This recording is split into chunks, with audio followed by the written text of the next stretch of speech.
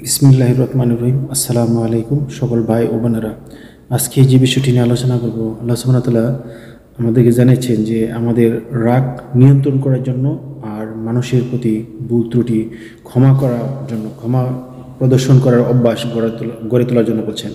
আর বলছেন যে যে আমরা অর্থ সৎভাবে ইনকাম করি, আমাদের যেমন সামর্থ্য দিচ্ছে আল্লাহ, সেই রকমই আমরা যাতে মানুষকে দান শ্রদ্ধা করি, তাহলে আমাদের পুরস্কারের বিধান আছে। এই ব্যাপারে কোরআন থেকে জানবো। প্রথমে যদি দেখি 3 নম্বর সূরা ইমরান 134 নম্বর আয়াতে আল্লাহ সুবহানাহু ওয়া তাআলা বলছেন, যারা সচ্ছল বা অসচ্ছল অবস্থায় ব্যয় করে, মানে অর্থ মানুষকে দান শ্রদ্ধা করে এবং কি নিজের রাগকে কন্ট্রোল করে নিয়ন্ত্রণ রাখে আর মানুষের প্রতি ক্ষমা প্রদর্শন করে, আল্লাহ সুবহানাহু ওয়া তাআলা বলছেন এমন ধরনের ব্যক্তিদেরকে আল্লাহ সুবহানাহু ওয়া তাআলা, এই সৎকর্মশীল ব্যক্তিদেরকে আল্লাহ সুবহানাহু ওয়া তাআলা ভালোবাসেন।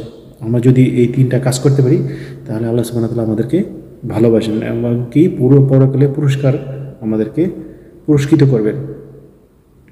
আমরা যদি দেখি যে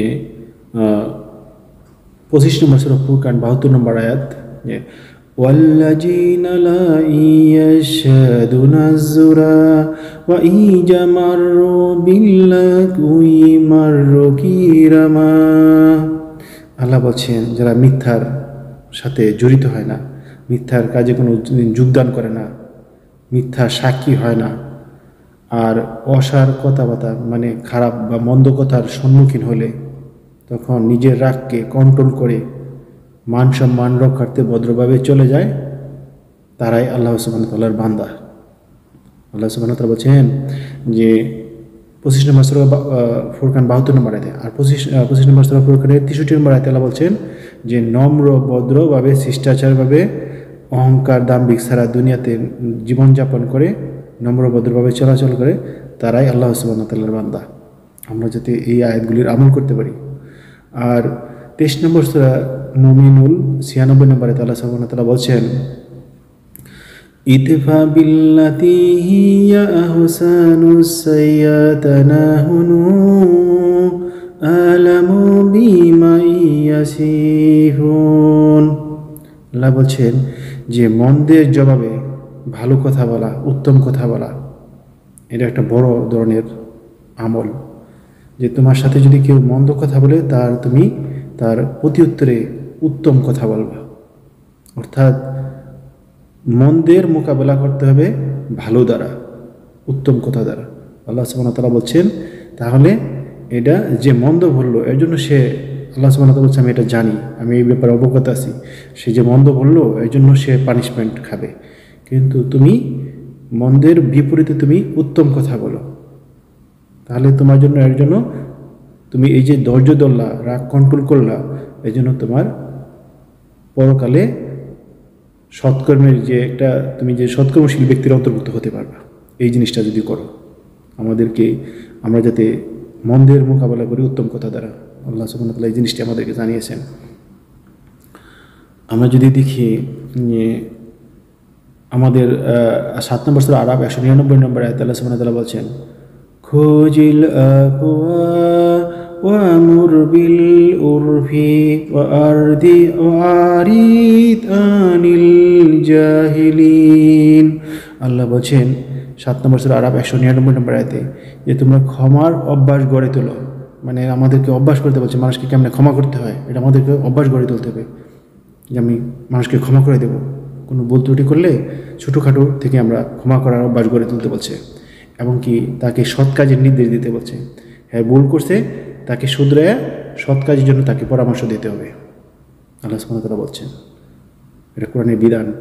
আর যারা মূর্খ, গাড়তেরা, অপদার্থ, জগরাটে, আল্লাহ বলছেন এরকম মূর্খ জাহেলের কাছ থেকে তোমরা দূরে থাকো, ওরা দেখলে কাছে যায় না, কারণ সে গেলে একটা ঝামেলা করবে। ওই জন্যে আমরা যদি দেখি 3 নম্বর সূরা ইমরান 135 নম্বর আয়াতে আল্লাহ সুবহানাহু ওয়া তাআলা বলছেন, যদি তোমরা মন্দ কাজ করছো, মন্দ কাজ করে ফেলছো এবং কি ভুলবশত বা তোমাদের নিজের উপর জুলুম করে ফেলছো, তোমরা নিজের পাপের জন্য তোমরা মানে ক্ষমা প্রার্থনা করবে, মানে আল্লাহ সুবহানাহু ওয়া তাআলার নিকট আমরা ক্ষমা প্রার্থনা করব, এমনকি যাতে পুনরায় এই ভুল কাজটা না হয়, এর থেকে আমরা বেরিয়ে আসবো, যাতে কখনো না হয়।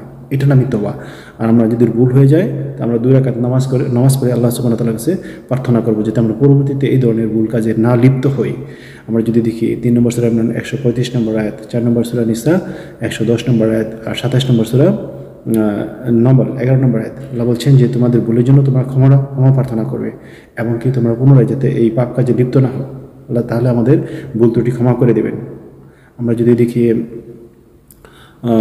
আল্লাহ সুবহানাহু ওয়া তাআলা বলছেন যে 39 নম্বর সূরা জুমার 53 নম্বর আয়াতে, কুল ইয়া ইবাদি আল্লাযীনা আসরাফু আলা আনফুসিহিম লা তাকনাতু মির রাহমাতিল্লাহি ইন্নাল্লাহা ইয়াগফিরুয যুনুবা জামিয়ান ইন্নাহু হুয়াল গাফুরুর রহিম।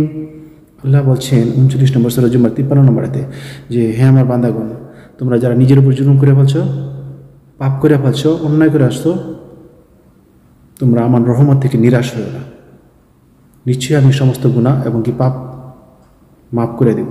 আল্লাহ সুবহানাহু ওয়া তাআলা ক্ষমাশীল এবং পরম দয়ালু। কিন্তু আমাদের শর্ত থাকবে যাতে আমি যে পাপটা করছি পুনরায় এই পাপটা যাতে না করি, ওই পাপের বা ওই কাজটির ধারেও যাতে আমি না যাই। আল্লাহ বলছেন 25 নম্বর সূরা ফুরকান 70 নম্বর আয়াতে, যদি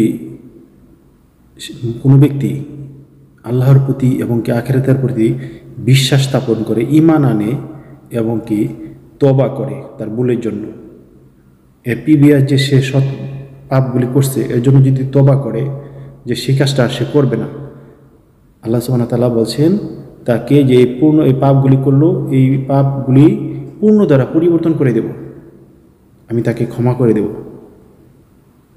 আল্লাহ ক্ষমাশীল এবং কি পরম দয়ালু, তার পাপগুলি পূর্ণ দ্বারা পরিবর্তন করে দেবেন, পূর্ণ দ্বারা পরিবর্তন করে দিবে। আল্লাহ সুবহানাহু ওয়া তাআলা বলছেন 25 নম্বর সূরা ফুরকান 70 নম্বর আয়াতে, আমরা যাতে যে আমাদের প্রিভিয়াস যে লাইফটা অতীত যা হয়ে গেছে, আমরা যা ভুল ত্রুটি করছি, আমরা আল্লাহ সুবহানাহু ওয়া তাআলার কাছে ক্ষমা প্রার্থনা করব, আর যাতে ওই কাজে লিপ্ত না হই এর জন্য আমরা খুবই সতর্ক থাকবো। তাহলে আমরা পরকালে সাফল্য লাভ করতে পারবো এবং কি কোরআনের বিধান অবশ্যই মেনে আমাদের জীবন, এই কোরআন থেকে উপদেশ নিয়ে আমাদের জীবন যাপন করতে হবে, তাহলে আমরা উপকৃত হব।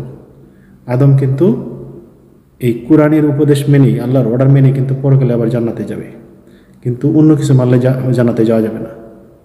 আল্লাহ আমাদেরকে যাতে কোরআন থেকে উপদেশ নিয়ে আমরা ভবিষ্যতে যাতে পরকালে সাফল্য লাভ করতে পারি, আল্লাহ আমাদেরকে সকলকে তৌফিক দান করুক। আসসালামু আলাইকুম ওয়া রাহমাতুল্লাহ।